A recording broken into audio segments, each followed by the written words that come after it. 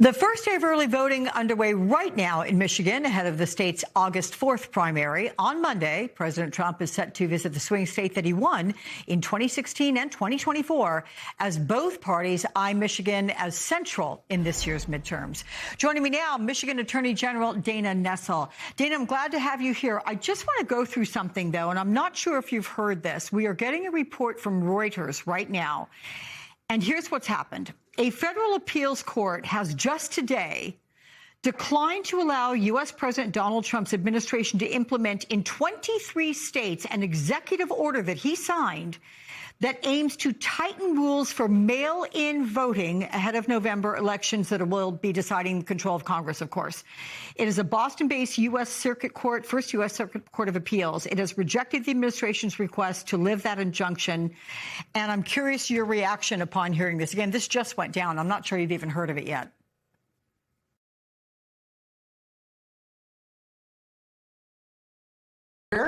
Was wildly unconstitutional. A significant violation of the separation of powers. It is the authority of the states to administer elections. It always has been. And here in the state of Michigan, where we have free and fair and accurate and safe elections, we have 1,600 clerks in a very decentralized manner that administer those elections. It was never going to be upheld. And, obviously I'm relieved that the Court of Appeals, agreed.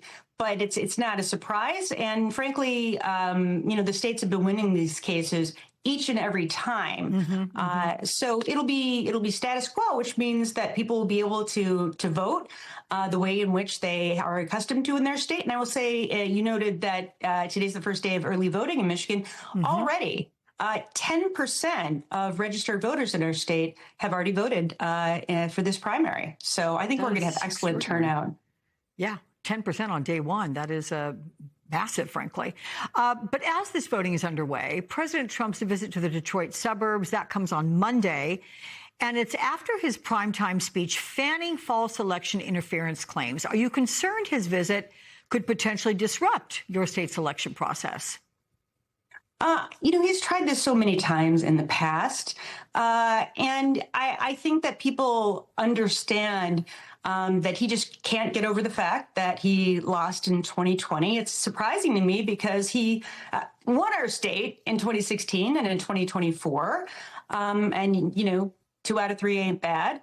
What was, of course, most unusual about it is, during his loss in 2020, he was fully in charge of federal government. So he oversaw the, DOJ and the FBI and CISA. And then in 2024, when he won here, it was actually the Biden administration that controlled all those agencies. So it really doesn't make sense to say somehow something went wrong.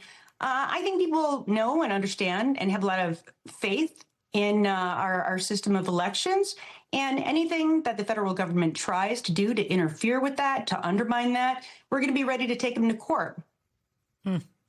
So this week, Michigan, and this along with more than 24 other states, sued the Trump administration for requiring the states to change their election systems and help DHS with immigration enforcement. But doing so would be in exchange for getting billions of dollars in federal funding for disasters.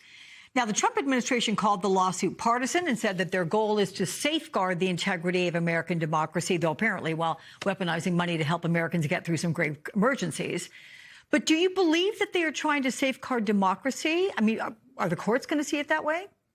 No, I don't think so. We've been so successful in our lawsuits against the federal government.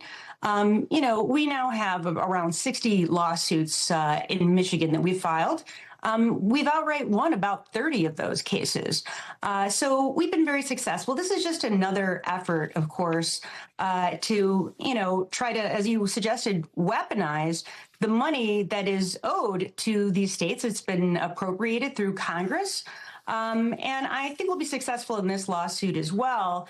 Obviously, it's so unfortunate, to try to tie us having to vote in the manner in which Donald Trump thinks we should vote, contrary to the law, contrary to the Constitution, in exchange for much needed disaster funding.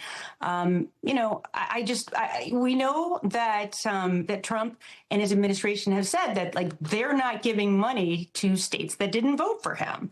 And, it's such a petty way to administer the funding of all 50 states through the federal government. And I hope that people see through it. But I don't think it's going to affect our elections here in Michigan or any place else in the country. Well, to your point, this being just one of many efforts, last month we know that a federal appeals court ruled that the Justice Department does not have the right to force Michigan to hand over its unredacted voter roll to the federal government. So what is this fight all about for voter rolls? How do you expect the appeal to succeed or not? Well, all of these cases that have been filed by many, many states, they've all been successful, irrespective of what courts they're heard in across the country. And it's just another way to try to federalize our elections and for the Trump administration to receive information that it's not entitled to. This is supposed to be secure information that is held within the state and by your clerk's office and by the Secretary of State in the state in which you live. And if anything, we've learned from this administration that we can't trust them with much of our information. They have not been good stewards of retaining personal information of individuals. And we've seen that, of course, through what happened with DOJ in the many agencies that they went into. And now people's information is just out there and has been, in some cases, sold to the highest bidder for political purposes. This is information that, again, there is no legal entitlement to it at the federal level, and every single one of the courts has agreed with that. Michigan Attorney General Dana Nessel, it's great to talk with you. Thank you so much. Thanks, Alex.